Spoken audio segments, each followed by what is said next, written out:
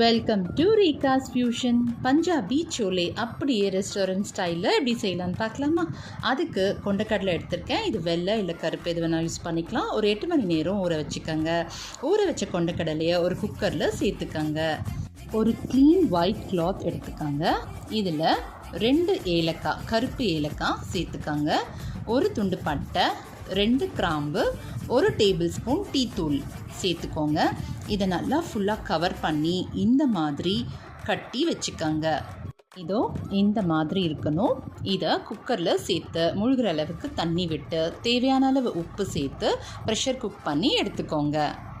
5 whistle வச்சிங்கன்னா கரெக்டாக இருக்கும். இப்போ அந்த டீ பாக்கெட்டை டிஸ்போஸ் பண்ணிடுங்க. இப்போ கொண்டக்கடலை சூப்பராக வெந்திருக்கு. இப்போ நம்ம மசாலா செய்ய ஆரம்பிச்சிடலாம். அதுக்கு ஒரு பேன் வச்சுக்கோங்க. அதில் ஒரு துண்டு பட்டர் சேர்த்துக்கோங்க. கூடவே ஒரு டீஸ்பூன் ஆயில், பிரிஞ்சி இலை சேர்த்துக்கோங்க.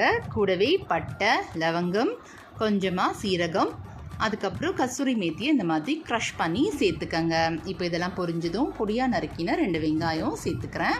இது நல்லா ப்ரௌன் ஆகிற வரைக்கும் வதக்கி விட்டுக்கோங்க. ப்ரௌன் ஆனதும் இதோ 1 டேபிள் ஸ்பூன் இஞ்சி பூண்டு பேஸ்ட்டு சேர்த்து நல்லா மிக்ஸ் பண்ணி விட்டுக்கோங்க. இப்போது 1 டீஸ்பூன் மிளகாத்தூள், மல்லித்தூள், சீரகத்தூள், கரம் மசாலா தூள், ஆம்ச்சூர் பவுடர் அதாவது ட்ரை மேங்கோ பவுடர், இது எல்லாத்தையுமே இதுக்குள்ளே சேர்த்து நல்லா கலந்து விட்டுக்கோங்க. இப்போது அரைச்சி வச்ச 2 தக்காளி பழம் இருக்குது, அதையும் அதுக்குள்ளே சேர்த்து நல்லா வதக்கி விட்டு மூடி போட்டு ஒரு 10 நிமிஷத்துக்கு வேக வச்சு எடுத்திங்கன்னா இந்த மாதிரி எண்ணெய் பிரிஞ்சு வரும். இப்போ குக் பண்ணி வச்சுருக்கிற அந்த சென்னாவை இதுக்குள்ளே சேர்த்து நல்லா மிக்ஸ் பண்ணி விட்டுருங்க.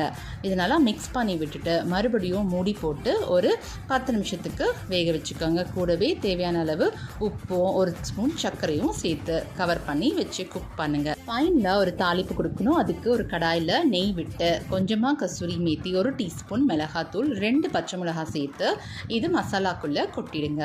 கை நிறைய கொத்தமல்லியை சேர்த்துக்கோங்க. ஒரு அரை லெமன் அளவுக்கு புழிஞ்சு விட்டுக்கோங்க. இதை ஃபுல்லாக மிக்ஸ் பண்ணி விட்டிங்கன்னா அவ்வளோதான், சூப்பரான பஞ்சாபி சோலி ரெடி ஆகிடுச்சு. சுட சுட பூரியோட சர்வ் பண்ணி என்ஜாய் பண்ணுங்கள். இந்த வீடியோ உங்களுக்கு பிடிச்சிருந்தா லைக் பண்ணுங்கள், கமெண்ட் பண்ணுங்கள், ஷேர் பண்ணுங்கள், சப்ஸ்கிரைப் பண்ணிக்கோங்க. தேங்க்யூ.